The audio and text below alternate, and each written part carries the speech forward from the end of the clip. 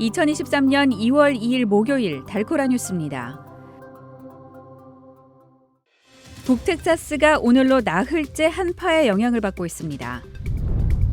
사우스웨스트와 아메리칸 항공사가 이번 한파 동안 수천 편의 항공편을 취소했습니다. 북텍사스의 집값이 5달 연속 하락세를 보이고 있습니다. 연방준비제도가 어제 기준금리를 0.25%포인트 또 인상했습니다.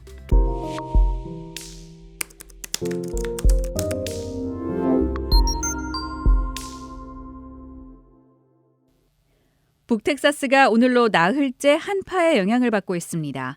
강추위로 DFW 지역이 얼어붙으면서 운전에 큰 어려움이 발생했고 곳곳에서 정전과 교통사고 등 각종 사고가 끊이지 않았습니다. 기상 전문가들은 도로 상황이 오늘 오후부터 개선되겠지만 완전한 회복은 해가 뜨는 내일부터 가능하겠다고 전했습니다.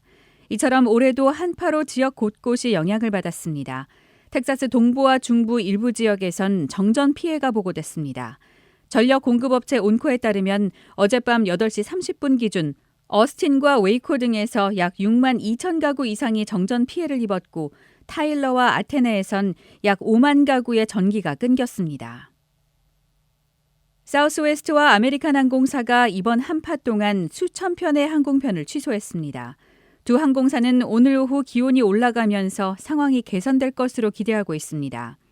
항공기 추적 사이트 플라잇어웨어에 따르면 어제 DFW 공항에선 예정된 비행기 4분의 3이 취소됐고 달라스 러브필드 공항에선 계획된 항공편의 3분의 2가 취소됐습니다. 항공기 결항 여파는 오늘까지 이어지겠습니다. 월요일부터 어제까지 DFW 국제공항과 달라스 러브필드 공항에서는 2,500편 이상이 취소됐습니다. 북텍사스의 집값이 5달 연속 하락세를 보이고 있습니다. 다만 이런 하락세는 다른 대도시 지역보단 낮은 수준입니다. DFW 지역 주택가격은 지난해 6월 정점을 찍은 이후 약 6.6% 떨어졌습니다. 하지만 부동산 전문가들은 주택담보대출 이자율이 안정되면 올해 주택 구매 경기가 나아질 거라고 전망했습니다.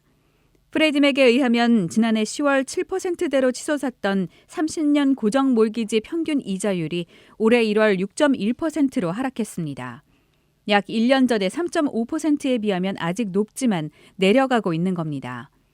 코어로직의 셀마 헵 경제전문가는 작년 말부터 부동산 열기가 식으면서 집값 상승세가 빠르게 둔화했다고 설명했습니다.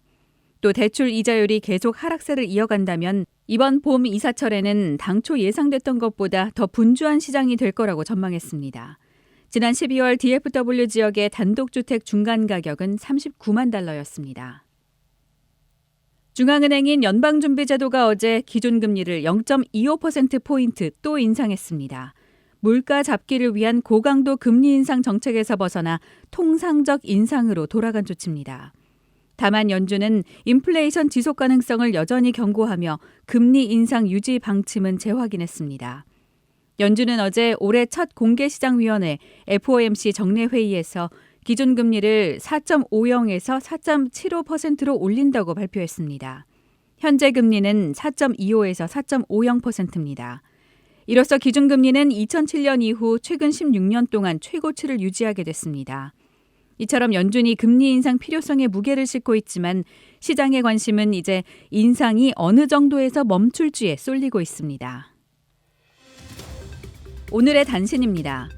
국민의힘 당권주자인 안철수 의원이 다자 대결과 양자 대결 모두에서 경쟁 상대인 김기현 의원을 추월했다는 여론조사 결과가 나왔습니다. 한국 여야가 국회에서 2월 임시국회 개회식을 열었습니다. 오는 6일부터 프랑스 하원이 정년 연장을 골자로 하는 연금 개혁 법안을 심의합니다. 오는 3월에서 5월까지 중국에서 코로나19가 다시 유행할 수 있다는 관측이 나왔습니다. 지금까지 2월 2일 목요일 달코라 뉴스의 소피아 싱이었습니다.